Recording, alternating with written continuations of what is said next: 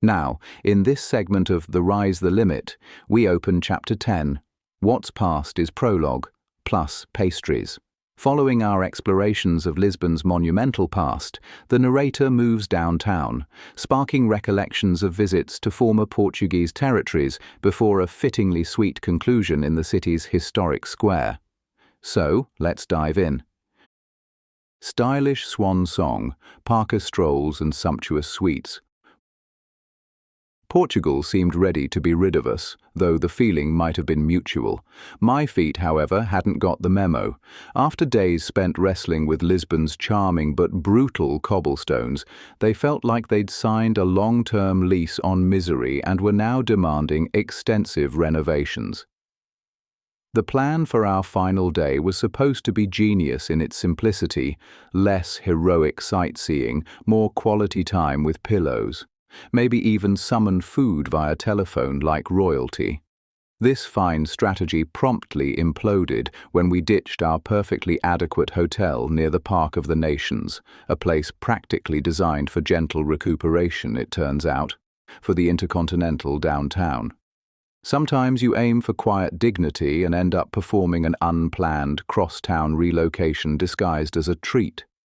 The reasoning, such as it was, hinged on wanting a big finish. We traded space and sense for the allure of deep carpets and perhaps a higher thread count. The downtown palace certainly radiated expense. It had that hushed, slightly judgmental air that implies you should probably press your travel creaks out of your very soul before calling housekeeping. But I've learned that upscale often translates to a bewildering number of mirrors strategically placed to catch you looking exhausted from new and unflattering angles, plus a mysterious lack of electrical sockets anywhere near the actual bed. Our previous spot, bless its outlet-rich walls and non-reflective surfaces, offered room to roam and a bill that didn't induce heart palpitations. Give me space and handy sockets, mirrors and a final invoice that could stun a yak, offer only costly reflection. Still, the urge to end on a high note, even a financially questionable one, is strong. We'd booked a family suite. The brochure hinted at spaciousness. Reality delivered 2 standard hotel rooms clamped together by a shared foyer roughly the size of a confessional booth. My son, dazzled by the sheer opulence of holding 2 separate key cards for adjoining identical beige boxes, declared it magnificent. My own assessment leaned towards functional, if slightly confused. It felt less like luxury and more like we were entering protective custody under assumed names. To shake off the weirdness of our expensive lateral move, a walk seemed appropriate. We aimed for a nearby park, highlighted with notable enthusiasm on the tourist map, dedicated to King Edward VII. Apparently, this specific Edward, Queen Victoria's eldest, swung through Lisbon once upon a time, prompting the city to name a large patch of grass after him. This wasn't the Edward famous for ditching a kingdom for love. That was his grandson, Eddie VIII. A crucial distinction, I'm sure. Anyway, some important fellow named Edward clearly charmed someone enough to get prime Lisbon real estate named in his honor. So off we trudged through this entire expanse of green, named for a fleeting royal visitor we barely remembered, seeking relief for feet whose agony we'd recall for ages. The city's distant honking faded slightly, absorbed by the trees. We walked simply to be walking, the goal of rest now feeling as historically remote as Edward VII himself. Need rest, stay put. That's practicality. Need rest, change hotels and go for a long walk. That's ambition, or maybe just poor impulse control fueled by sore feet. Playboy Prince, statesman's surprising sway. So, who was this Bertie? Imagine the ultimate heir apparent, stuck in the world's longest waiting room. He spent nearly 60 years as Prince of Wales, setting a record for patience later smashed by King Charles III. His mum, Victoria, seemed to view him less as the next monarch and more as a potential public relations disaster, even suggesting his youthful fondness for parties and unsuitable company hurried his father, Prince Albert, to an early grave.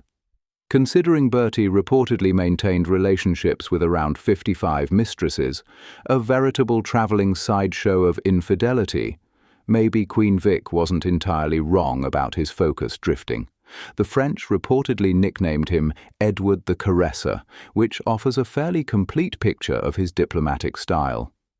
Honestly, you wouldn't immediately pick a fellow whose main claims to fame involved popularizing the tuxedo and championing enthusiastic indoor smoking for a position of significant global influence.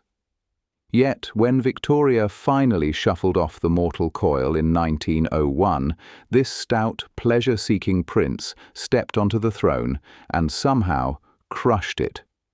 His brief 9-year reign became the surprisingly stable Edwardian era. He didn't just lend his name to furniture and stricter rules for cigar lounges, he seriously rewired European diplomacy. That charm, likely polished over decades in Europe's finer watering holes and less reputable establishments, proved shockingly effective at defrosting chilly Anglo-French relations. He basically schmoozed his way into the Entente Cordiale, a friendly understanding with France that laid some rather essential groundwork for future alliances. It probably didn't hurt that half the crowned heads of Europe were his relatives, making international politics resemble a vast, slightly tipsy family gathering held together by treaties and excellent tailoring. His diplomatic victories weren't hashed out over quiet cups of tea, mind you. And yet, the man delivered. He managed to bridge the gap between the stiff upper lip Victorian age and the oncoming storm of the 20th century. Perhaps it proves that a life dedicated to good times doesn't automatically disqualify one from statesmanship. Maybe juggling all those personal entanglements offered superb training in delicate negotiations. When he died in 1910, people mourned the end of an era and a king who, defying all expectations, especially his mother's, turned out to be quite good at the job he waited most of his life for. Wandering through his namesake park, a rather orderly and respectable affair felt strangely funny. It was hard to square this pleasant green space with the king known as the Caresser, a man whose life suggested less quiet contemplation and more vigorous international relations pursued with gusto. My feet still ached, a persistent reminder that sometimes the most sensible goal, like simple rest, gets trampled by the ODD impulse to just keep moving. Centuries cycle, crowns, carnations, concord. What do you find at the high point of a Lisbon park named for British royalty? Apparently a crash course in Portuguese revolutions. There sits a monument marking April 25th. This isn't just another Tuesday. It's the day Portugal decided dictatorship wasn't really working for them anymore. In 1974, they staged the Carnation Revolution, quite possibly the most politely named overthrow of an authoritarian regime in history. Soldiers stuck carnations in their rifle barrels. The stunned secret police presumably surrendered after being offered tea and biscuits, and voila, democracy bloomed. Seeing a stark monument to freedom nestled among the manicured hedges does make you pause between complaining about hotel room layouts. It also triggers the inevitable tourist impulse, the sudden, desperate need to understand how we got here. Standing on that spot felt like accidentally opening a history textbook directly to the complicated bits. Turns out the lead-up to those carnations involved quite the century. First, Britain's King Edward VII pops over in the early 1900s, strengthening ties, probably over port. Then, bam, 1910, revolution boots the monarchy, hello First Republic. That lasted about 16 years before a military coup decided republics weren't their thing either. Enter Antonio Salazar, initially as finance minister in 28, then prime minister in 32. By 33, he'd cooked up the Estado Novo, his very own authoritarian state, which settled in for a long, grey stay, like a particularly unwelcome relative. Portugal MOSLTY sat out World War II, officially neutral, but letting the Allies borrow the Azores like a cup of sugar, while also selling useful bits to the Axis, SMART. Post-war, they helped found NATO, perhaps hoping collective security included protection from internal coups. But the empire frayed. India grabbed Goa in 61, ending centuries of Portuguese rule there.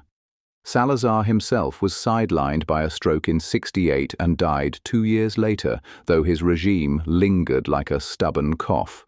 Which brings us back to 1974 and those revolutionary carnations finally clearing the air. Since then, well, they made the Azores an autonomous region in 76, which, having navigated its fog and rental cars, feels appropriate, got Sintra UNESCO status in 95, saw East Timor finally become its own nation in 2002, and designated some reefs as important wetlands in 2008. More recently, São Miguel had a bit of a tremor in 2025. Just a geological reminder that the ground beneath your feet isn't always as stable as it looks, and so you stand there, blinking in the Lisbon sun, having absorbed roughly a century of upheaval while pigeons strut past. The Azores remain autonomous and shaky, Lisbon and Porto keep up their sibling rivalry, and freedom gets its own plaza. It's a peculiar thing, finding the echoes of coups and revolutions in a peaceful city park where people are probably just trying to walk their dogs. History, it seems, doesn't always stay neatly confined to museums. Sometimes it ambushes you near the top of the hill. Paradise Pretense, Goa's Grimy Grandeur. Thinking about Portugal's history and the Lisbon monument commemorating its democracy often leads one to consider the vast reach of its former empire. This empire, stretching far beyond Europe, included destinations known for their tropical beauty. We arrived with an image of an exotic escape, and in Goa, we discovered a place of profound complexity. My first real sense of Portugal's global legacy came not from the Azores, but from the vibrant atmosphere of Goa, India. My wife and I were there to attend a wedding, having heard Goa described as the Hawaii of India. This popular comparison, we learned, only tells a small part of the story. The region's natural beauty is undeniable, but it exists alongside a dynamic local culture that offers a more authentic experience than a manicured resort. The popular image of an island paradise simplifies the rich, multi-layered reality of the place. The Portuguese influence is unmistakable in the architecture. Weathered stone churches stand with a distinctly European air amid the coconut groves. The style is an unexpected Mediterranean Baroque, a design one might see in the Azores, transplanted to the Indian coast. The charm of these old structures is enhanced by a patina left by time and the humid climate. The riverboats navigate waters the color of strong tea, seemingly moving to the rhythms of local life rather than a tourist schedule. Goa is certainly a destination for celebration, but it is one built upon historical foundations that have been profoundly transformed by time and culture. This unique character has deep roots. In 1510, Afonso de Albuquerque established Goa as the capital of Portugal's ventures in the east.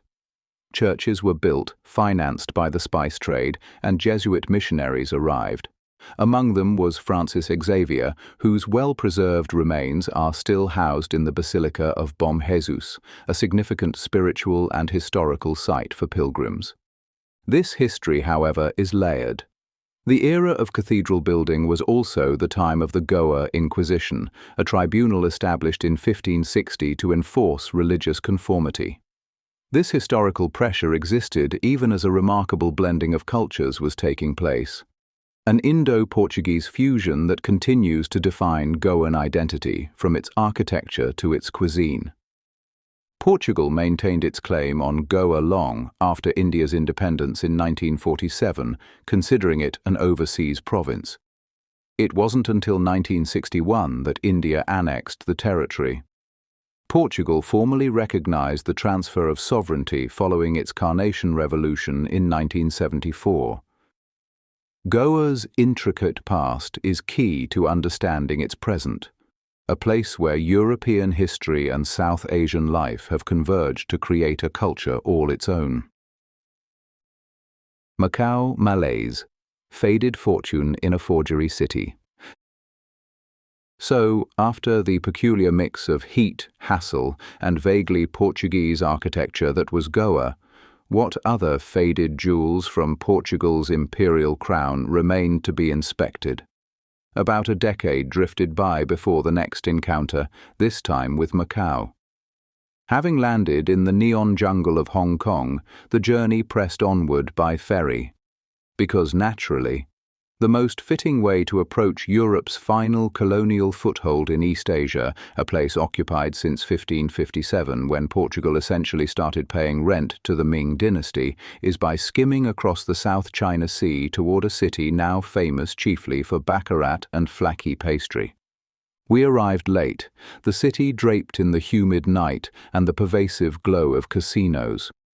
Unfortunately, Macau was wrestling with an economic downturn. The effect was less dazzling metropolis, more Las Vegas after the paramedics have left.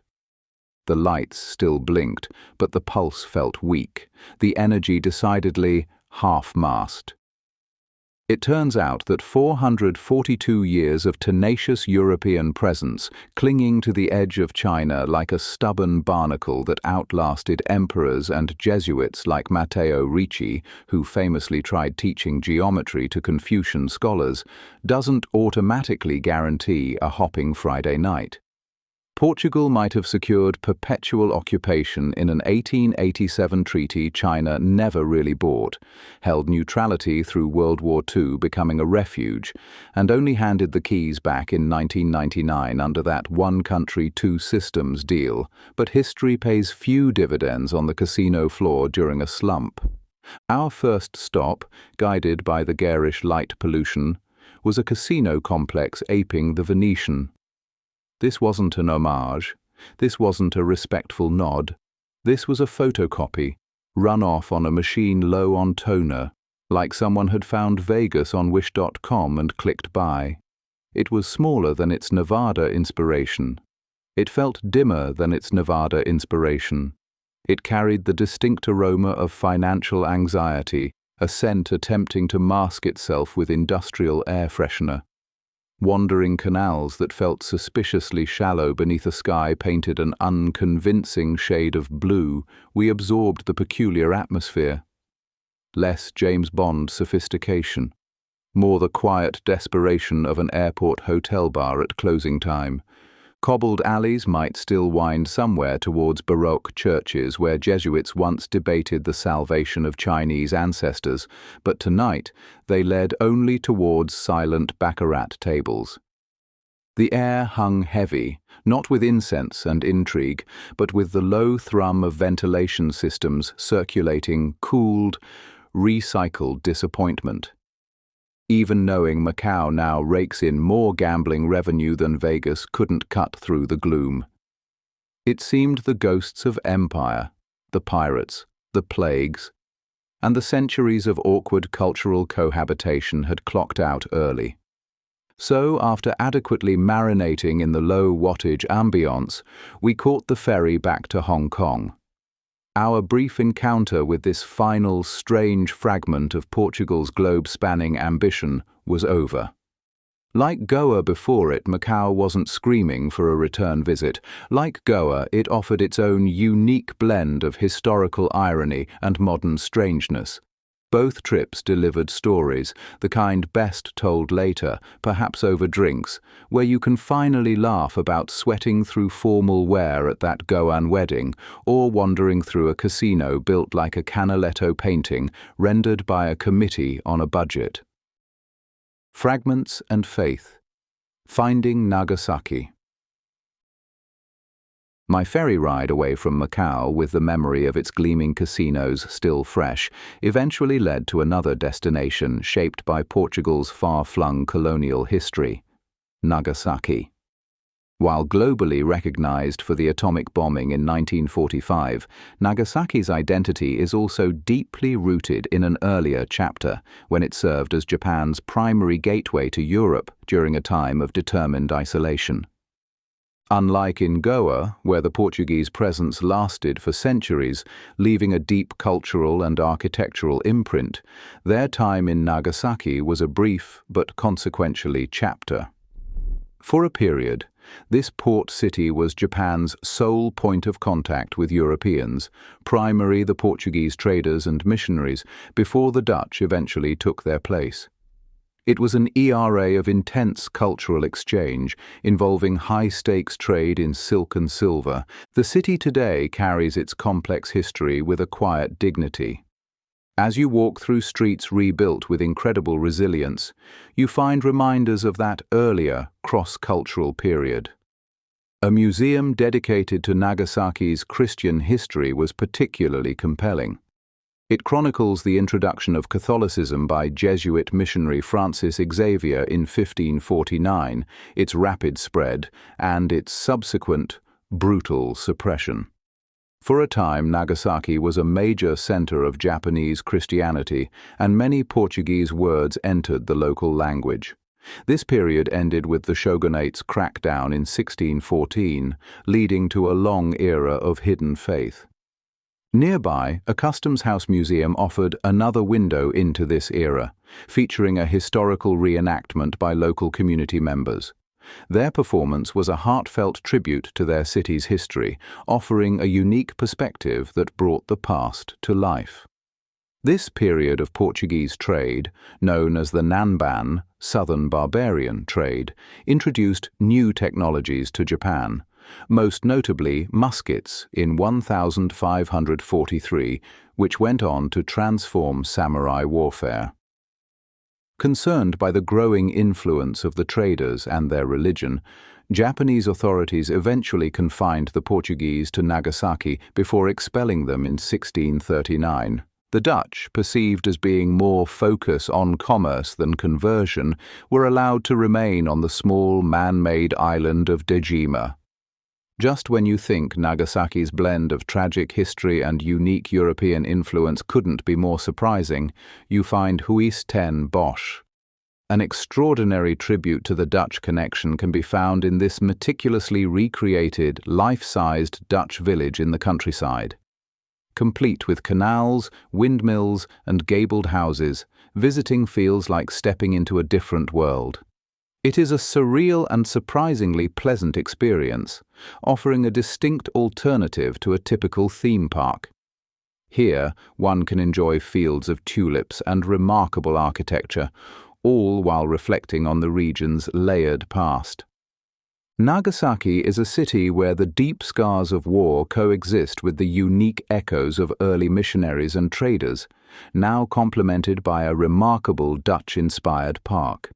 Its history is not just one of isolation, but of forceful and complex interaction. This exchange, though turbulent, left a lasting legacy on Japanese culture, including words for bread, pan, sponge cake, kasutara, buttons, boten, and tobacco, tobacco. A city known for a devastating ending has also been a stage for fascinating new beginnings. Devout Drive, Xavier's determined dash east. That slightly unhinged history swirling around Nagasaki, the part involving zealous Europeans knocking on Japan's door before getting politely and then firmly shown out. It turns out one man was largely responsible for kicking things off. His name echoes through the old stones of Goa and the strange Christian museums of Japan: Francis Xavier, a Jesuit who seems to have operated on rocket fuel and holy conviction. Born way back in 1506 in Spanish Navarre, he ended up at university in Paris, which is apparently where you went to meet future saints and start world-altering religious orders. He buddied up with Ignatius of Loyola, and just like that, the Society of Jesus had another founding member, one with a serious case of wanderlust.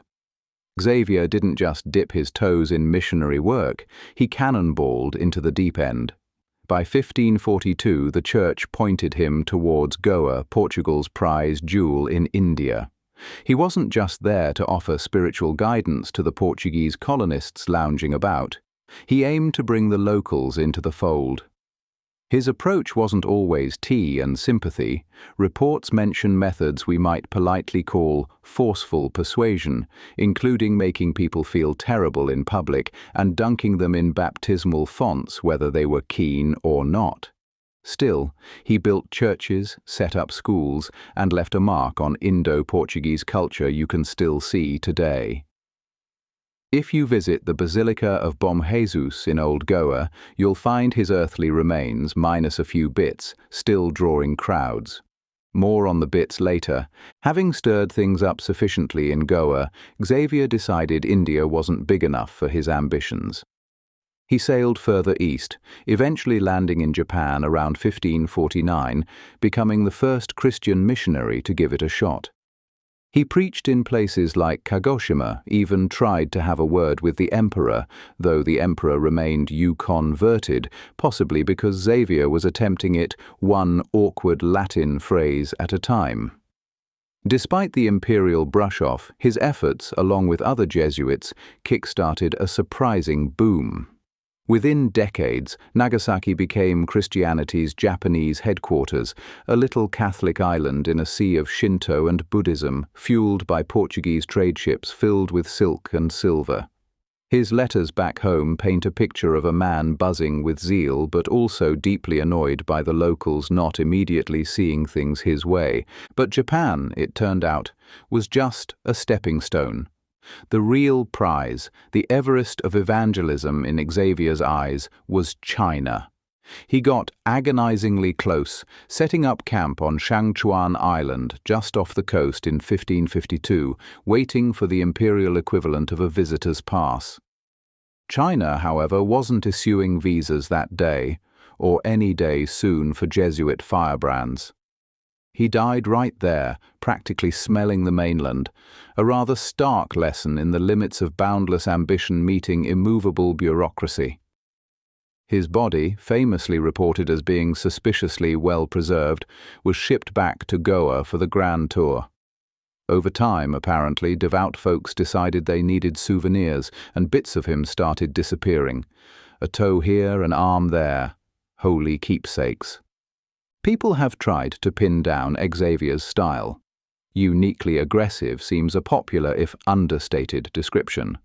Scholars use fancier terms like evangelical diplomacy and theocratic wanderlust, which sound like rejected prog rock album titles.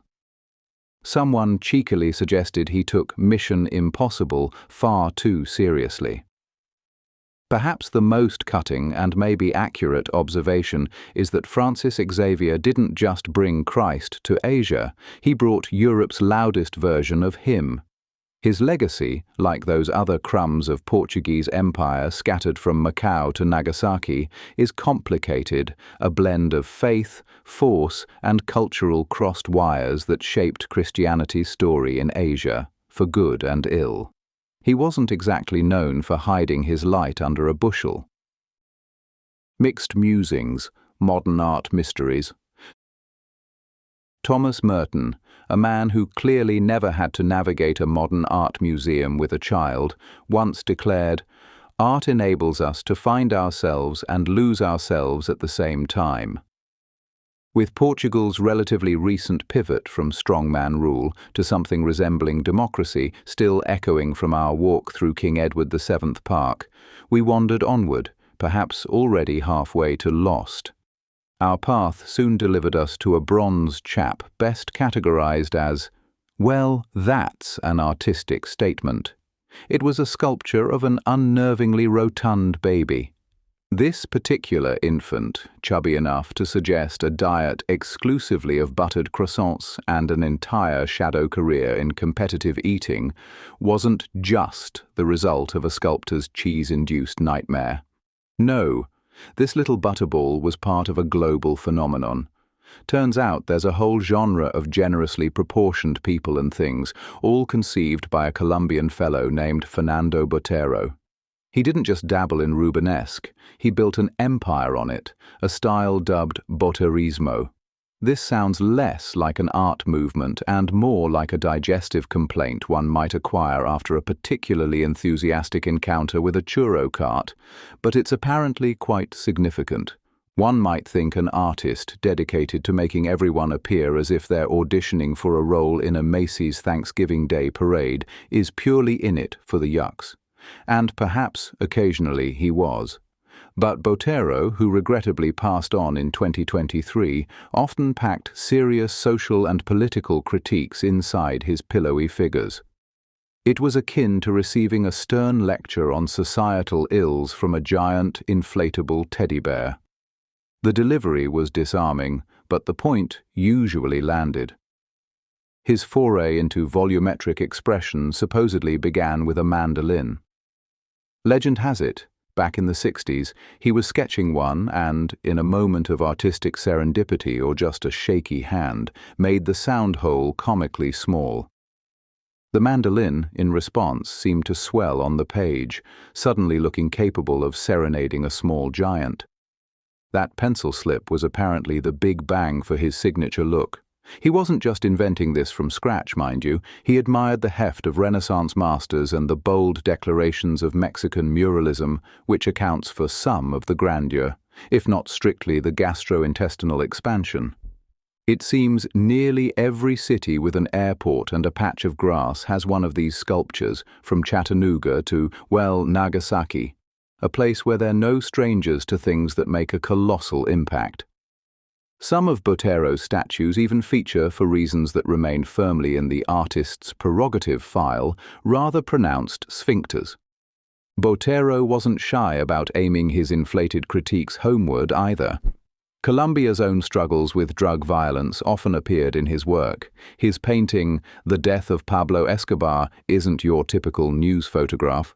It's a larger-than-life, almost cartoonish portrayal of the infamous drug lord's demise, which, paradoxically, amplifies the brutal reality of it.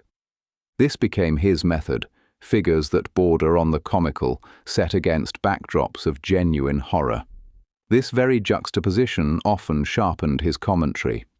His depictions of clergy or military figures puffed up like overproofed sourdough might elicit a chuckle, but then you'd ponder the power structures they embodied. It was a spoonful of bronze making the medicine go down. A stark example occurred in Medellin, his hometown.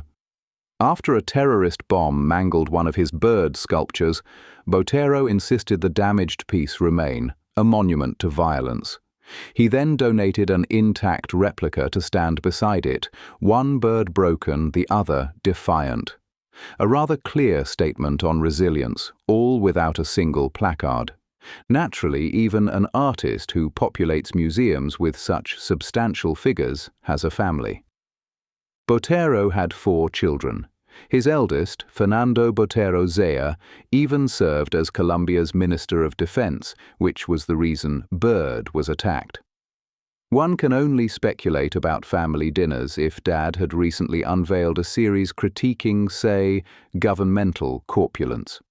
Another son, Juan Carlos, became a writer and authored a biography of his father, which must have been a weighty task, attempting to capture a man whose art already spoke, quite literally, volumes. Tragically, Botero's son Pedro died in a car accident at just 4 years old. This profound grief led to some deeply affecting pieces like Pedrito a Caballo, a painting of his young son on a toy horse, rendered with all the sorrow and love a father could channel into his unique, voluminous style. Feeling the pull of something more straightforward, perhaps something with price tags, we ducked into a nearby shopping center that also housed a grocery store.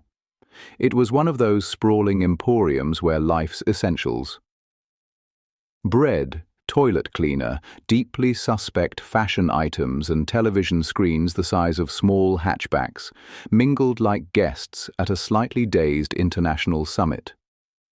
You could probably outfit a minor principality or at least furnish a moderately successful television sitcom from its contents. My son, sporting a Portugal football sweatshirt gifted by his aunt, navigated this temple of commerce with surprising aplomb, looking far more like a seasoned local than I felt. Our grand finale for the day was a modern art museum.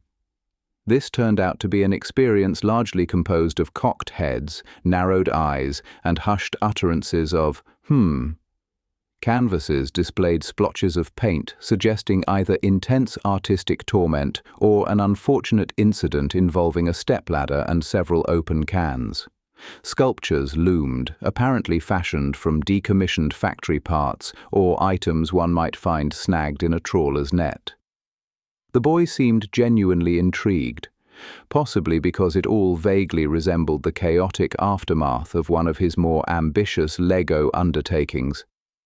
I, on the other hand, oscillated between mild befuddlement and a rising fear that I might accidentally graze a priceless installation apparently constructed from dryer lint and existential angst, thereby incurring a debt roughly equivalent to the gross national product of a small island nation. Modern art often feels like a high-stakes poker game. You're betting your cultural credibility on whether you're appreciating a genius's vision or just politely admiring someone's weekend craft project that got entirely out of hand. It was not an uncomplicated way to spend an afternoon. Pombal's Plaza, ruin, rebirth, royal regard. Having survived encounters with modern art that looked suspiciously like someone's garage sale leftovers, and a sculpture of a baby resembling a tiny, doughy mob boss, we descended towards Praça do Comércio. This is Lisbon's main square, a grand waterside expanse that also functions quite effectively as a high-volume tourist corral. Equestrian statues are apparently mandatory here, the most commanding being Dom José I. He sits perpetually atop his bronze horse, gazing out with an expression that suggests someone just informed him the royal carriage has been towed. Naturally, we acquired pastries. Denying oneself egg and sugar concoctions in Portugal feels like a punishable offence. Standing near the statue, armed with flaky custard tarts that deposited yellow dust on everything, we observed the famous Lisbon trams. They rattled past, bright yellow contraptions seemingly caught in an eternal debate. Are they charmingly vintage or merely seconds away from a catastrophic structural failure, Step onto Praça do Comércio and you are undeniably standing on a stage. It feels purpose-built for pronouncements, parades, and perhaps the occasional imperial temper tantrum. And why not? This enormous rectangle, apparently one of Europe's largest open-air living rooms, served as the Portuguese Empire's front porch. This was the spot where ships disgorged gold from Brazil, where spices from the east probably made everyone sneeze, and where navigators squinted at the Atlantic, presumably muttering about sea monsters and the high probability of sailing off the edge of the world. The whole impressive setup, the arcaded buildings painted a shade of yellow usually reserved for raincoats, the triumphant Arco da Rua Augusta anchoring one end, rose directly from disaster. Before November 1st, 1755, this wasn't a square but the site of the Ribeira Palace. Imagine a sprawling royal complex stuffed with libraries, art, tapestries, and the king's personal ATM, the Mint. Then, on All Saints' Day, the ground did more than shake, it threw a catastrophic fit. The earthquake, followed by opportunistic fires and a tsunami rolling in from the Tagus, didn't just rearrange the furniture, it obliterated the palace. The square vanished. The empire looked decidedly shaky. The man for the job, apparently, was the Marquis of Pombal. Think of him as an Enlightenment-era project manager with dictatorial tendencies and a T-square. He didn't just patch up Lisbon, he redesigned it with ruthless efficiency. Praça do Comércio became his masterpiece, a perfectly symmetrical, rational plaza designed to broadcast control, order, and the slightly desperate message that Portugal was still very much open for business. Thank you very much. I found myself wondering if he specified the paint color himself, perhaps after rejecting several less authoritative shades of yellow. For centuries, back when it was called Terreiro do Paço, Palace Yard, a name lacking today's commercial pizzazz, this square was Grand Central Station for the Empire. Kings held court and welcomed dignitaries, probably complaining about the price of shipbuilding. Explorers dramatically departed on voyages that would make map-makers weep. Cargo from faraway lands like Angola, India, and Macau got unloaded, tallied, and taxed right here. And for the average citizen, it was the place for prime entertainment, royal processions, public announcements, and the occasional state-sponsored execution, presumably with good seating available. The entire plaza faces the Tagus River, positioned as if the city is perpetually about to dip into a tinker's curtsy for the Atlantic Ocean. That massive arch, the Arco da Rua Augusta, framing the main street into the Baixa district.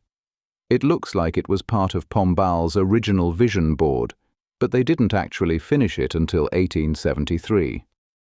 It took over a century to put the fancy hat on the square, proving that bureaucratic delays are a timeless art form. You can climb it, and the view from the top is worth the effort.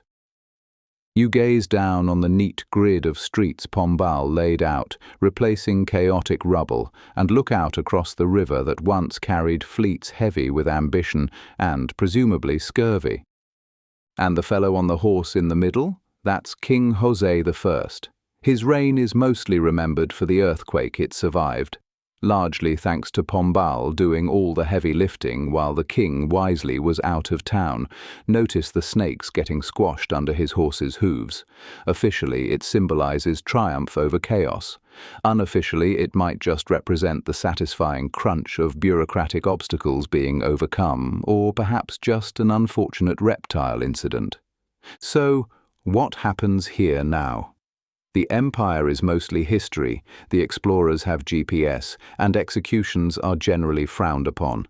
Today, Praça do Comércio hosts government ministry buildings, impressively grand structures that many tourists probably mistake for museums, which says something flattering about the Portuguese civil service's taste in real estate.